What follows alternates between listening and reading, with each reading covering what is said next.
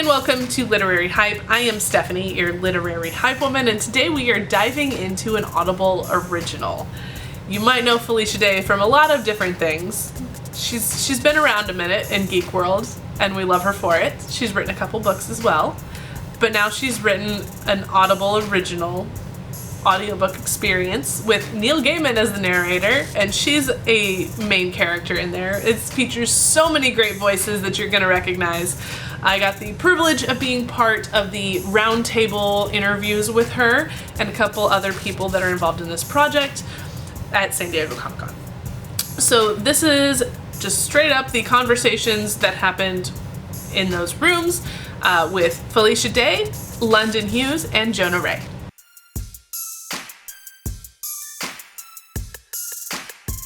So I originally wrote the first episode as a TV series, a TV pilot, and I did pitch it to all the networks. 2015, I think. It was a long time ago, y'all.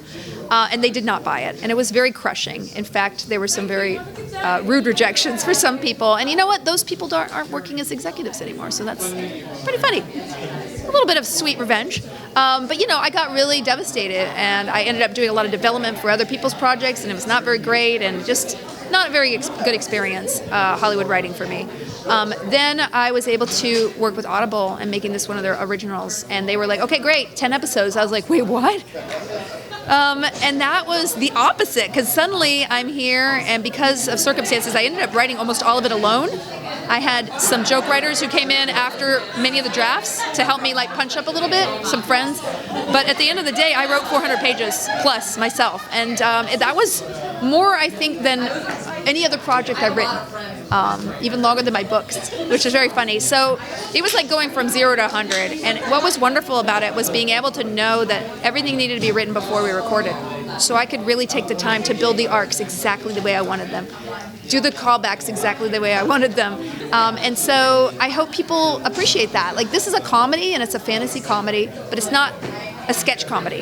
It's not a joke. Like, they're jokes, but because the characters are in real situations. There's life and death stakes. There's drama. There's, heartbreak in a way. And there's real issues that we're working with. And I really hope people, when they listen to this whole, which is a whole, essentially a season of television, I really hope they feel that satisfaction of going through a real story. This is a new format for me, so I can only hope that people really, really love it as much as I do. I mean, it's my baby. Like, I will advocate for it to the nth degree. I definitely love the characters a lot. There could be other ways to do these characters and tell stories with them, but to me, this is a very satisfying whole. You're not going to walk away from this feeling like, oh, there's a cliffhanger, Like, that's what's really important to me.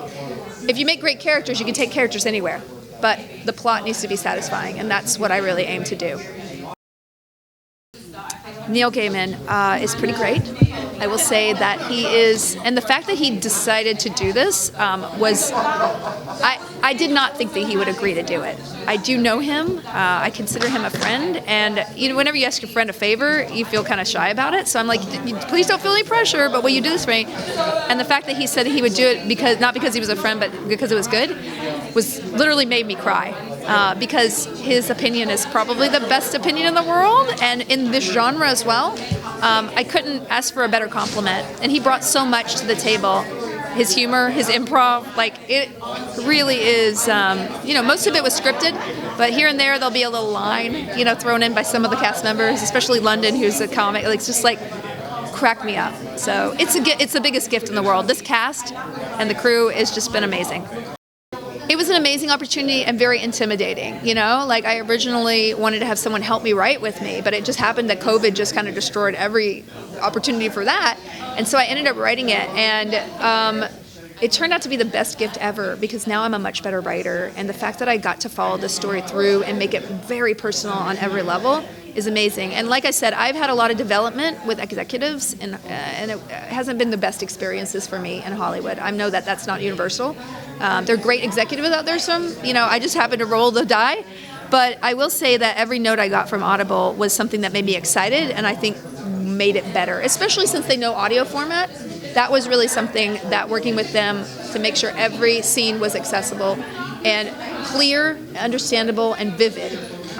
was really a cool process. I really am thankful for that. It's been 6 months of post-production on it, and the attention to detail on especially the magical effects, the portals, the fairy wings, like just little details like that.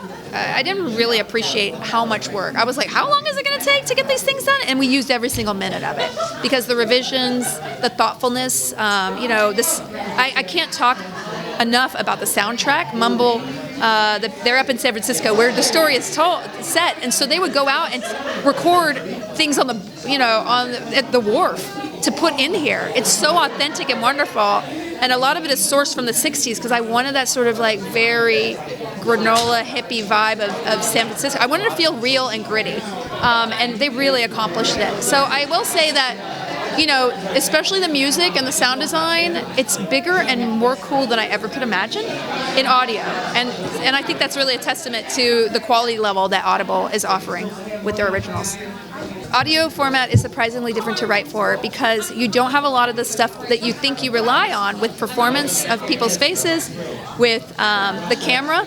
It's a lot of thinking about your audience point of view and making sure they're not confused, and making sure you're painting the world and the place and the action in a way that's understandable, that people don't have to come out to of the immersion to be like, what just happened? So that's been a really huge process. We have a narrator character played by Neil Gaiman who helps a little bit, but at the end of the day, you have to craft your scenes in a little bit different way than you would if you were writing straight a film or TV. Because again, you take a lot for granted when you have a camera on someone. I can't talk about any TV or film things because I'm on strike. I'm actually on double strike right now, and I'm really, I'm able to be here talking about this because it's a different kind of contract.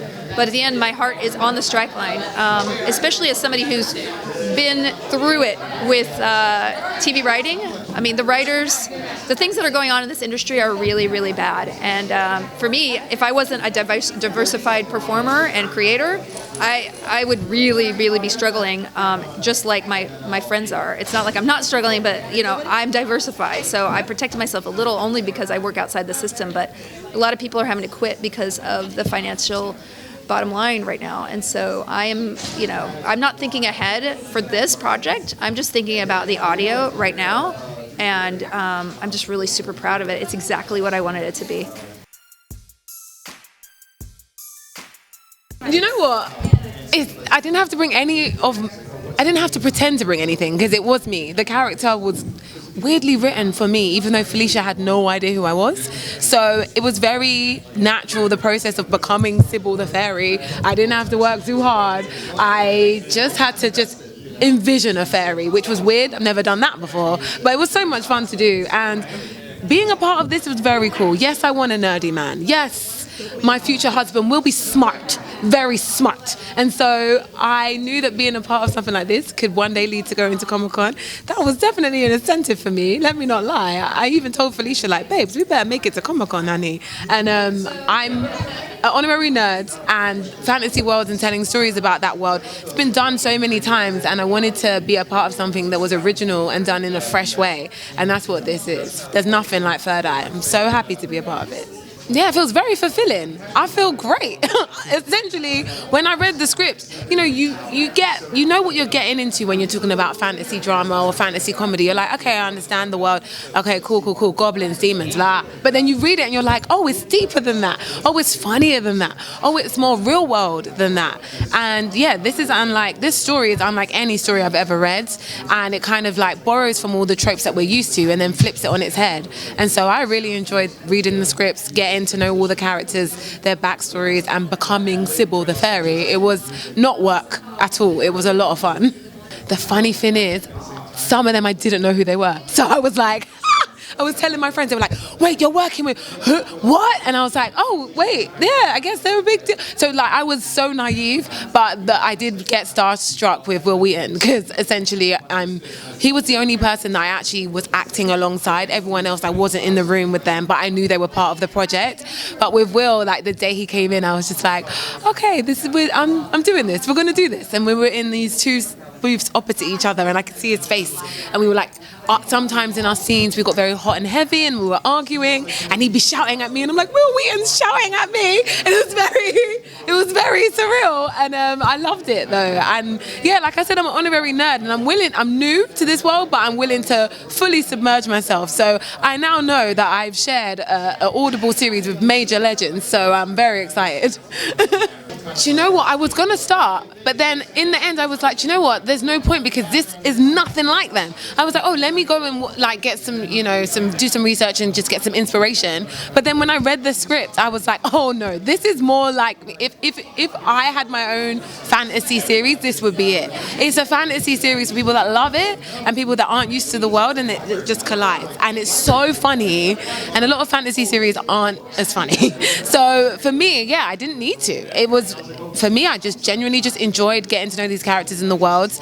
I was thrown by the language, Esperanto. I literally thought Felicia had made that language up. And like I was saying all these words, and I was like, is this Latin? And she was like, no, it's Esperanto. And I was like, wow, she made up her own language called Esperanto. Good for her. And then I just found out today that she didn't make that up. So that was interesting. But yeah, being introduced to like vampires and werewolves and dwarves and goblins and demons is something I've been well aware of, and I'm a low-key nerd. I did the Twilight thing, so I was aware. But yeah, this is such a modern take on all of that. It's not like anything you've seen. I can't compare it to anything. It's more Hitchhiker's Guide to the Galaxy than it is anything that Tolkien ever wrote. So yeah. I had it in my mind when I was acting it out. Then when I listened to it, it got bigger. Like the sound effects really do something. Like it just makes the world seem more real and not fantasy. When I was acting out the lines, I was like, okay, cool. Yes, this is the world, and then I listened to it and I was like, oh no. Oh, he's scarier than I imagined in my mind. Oh no. Oh, we're in the darkness. Oh, I'm not trying to give away spoilers, but essentially it just, anything you can think of, it just blows that out of the water when the special effects and the sounds of the world gets edited in. And I've never experienced anything like it. And in my mind, I look like me, but a bit more Beyonce-esque, and with big, beautiful purple wings, and and a tiara for no reason. Like that's my character. And it's so funny. I was telling Felicia, the cast actually look how they sound. So she did a good job with casting everybody. So yeah, we could really bring the characters to life. Oh, do you know what? In the UK, my first ever thing I made was a radio comedy for the BBC. So this isn't my first time doing that kind of genre, but it would have been my first time with Audible. And yeah, it's so easy to just run for it and run for your dreams and go for it, and no one's telling you we can't afford that explosion, or I don't know how we would CGI those giant wildebeests onto the legs of these men that are scary. Like, it's just crazy that we can just do anything when it comes to audio. And so yeah, listen, this might be my beginning, but it will not be my end with Audible. There'll definitely be other things coming out. I'm very excited. Mumble's the company that was doing that for us, and knowing like what I wanted to happen, what I wanted stuff to sound like, but like going like, it's like, well, we'll probably have like some, like, because I'm used to just like free library sounds, and you just work with what you got and you hope you mix it in the right way to like where it sounds real and not and sound library, like music, is another thing where it's like, you can go through song after song in these libraries and you're like, it all sounds fake, or like it sounds digital, or it sounds like like it's just not like, you want to make it sound like someone like made music for this thing or scored this thing, and like that someone was actually getting like the shoes on their hands and like doing the crunching.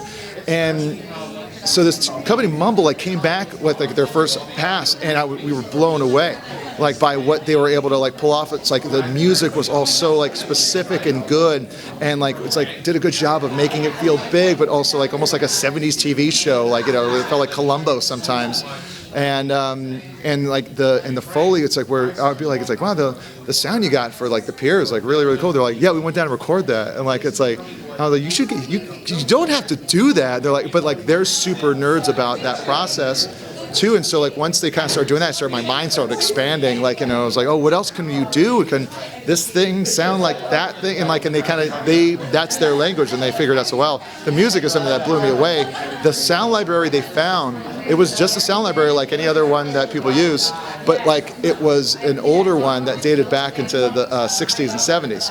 And so it's all this like just library music from like studio musicians. So it's actual bands, and they were playing music that was popular at that time. And so that's why it feels like real songs, because they're still like, some of those songs are 40, 50 years old, but they were specifically made for commercials and TV. So that's like the part that like blew me away from that process. Yeah.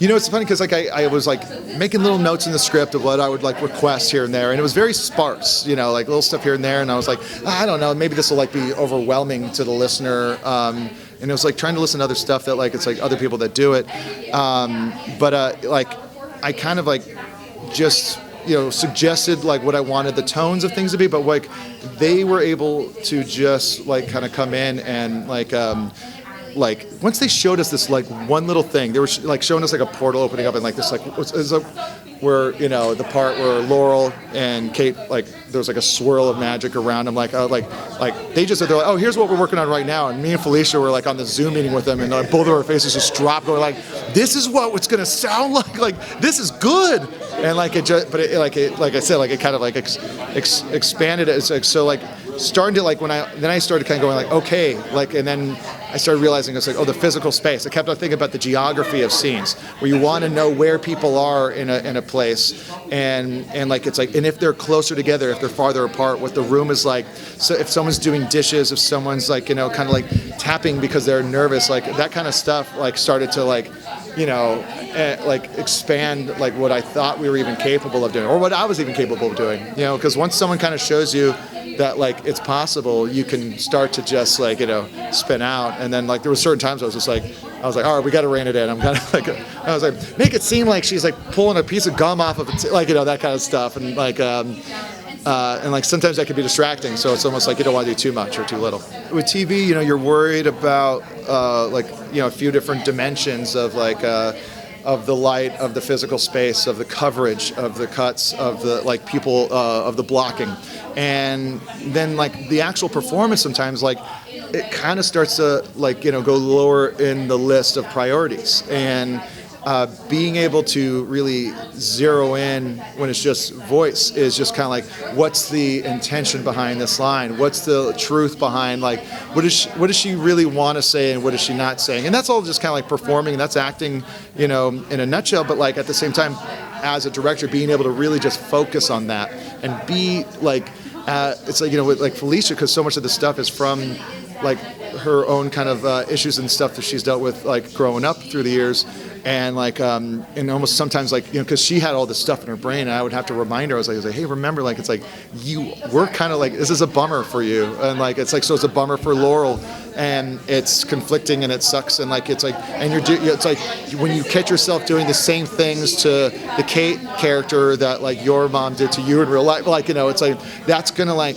mess you up. And like, and I never, you know, so much of my directing has been like comedy based and parody based, so like being able to like just direct performance was such a like it was so exciting, and not like going like and what's the button, what's the little joke that gets us out of this, or like it was good, but it didn't sound like that character from this thing we're like parodying, you know.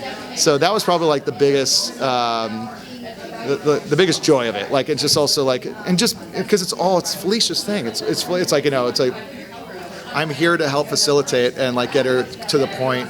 And also like that's a weird thing, because I've been in her position before, where you're running the show, and like it's like your show, your name's on it, you're the lead, and you wrote it, and like it's like, and you can get so inundated with everything else you have to do, and you don't want to like have, it's already so egotistical to even be doing that thing in the first place. And so when you go like it's like I'm gonna give myself another take, and like, you know, like you do that, and then like you feel the boom operator go like like, you know, just that kind of, and then you feel like you're just like, oh, I'm such a narcissist, but like being able to be there for her and knowing that feeling that like she's like, no, it's fine, we got it. And I was like, no, you're gonna want another one. And that's something that we like helped each other off on that other show we worked on, which it's like she'd be like, how was that? I was like, you're gonna want another one. Or I would ask her, how was that? And she's like, you're gonna want another one. And it's knowing the person too and being close to the person. Yeah, I mean, it was the best. It was like just like, and she was always there. She has it all in her head. I would even get sometimes, because like we were jumping around so much, that I would like, you know, almost mess up my job as a director and kind of like go like, where is the scene? Which episode? Because like, you know, because it's all piecemeal sometimes. It's like we have this person today, we have this person tomorrow. You know, we're just trying to get through all of it. But it was like having her there was kind of like, you know, like a external hard drive. It was a lot of fun. I was blown away by, I've never had, like, it's rare to have network notes come in, studio notes come in, and you're like, they're right. It's like, you know, you almost want to like fight against them, because it's just like, it's the whole boss dynamic, you know. No, you're not supposed to like your boss or get along with your boss. It's like, you know, but like when they come in and like, you're like, oh, okay, you have this job for a reason. And then like the first couple times it happens, it's like you relax and you just start to really, really dig in and love it and like expect good notes. And like, it's like, I really couldn't have, like, you know, I don't think any other place would have given me the opportunity. It's like, you know, I'm like, TV and sketch stuff, but I'm not like, it's not like I've directed cartoons, like, which is like voiceover stuff. It's like, you know, I'm just you know, just like an old joke boy that, like, you know, that has done a bunch of other stuff, but like, it's for them to like trust me, and for Felicia to trust me. Like, I mean, this is like one of the things I'm proudest that I've ever done, and I can't believe I got to do it. And so like I'll always be indebted to you know, like Audible and Felicia. Thanks to Felicia, London, and Jonah for answering our questions at this press room, and thanks to Audible for including me in this opportunity to get some answers about this audiobook, because I've listened to the first episode and it is hilarious. So definitely check that out. If you do not have an Audible subscription, check the blocks down below. There is some little information for you there to get you some deals, as well as where to find me on social media. And until next time, thank you for watching.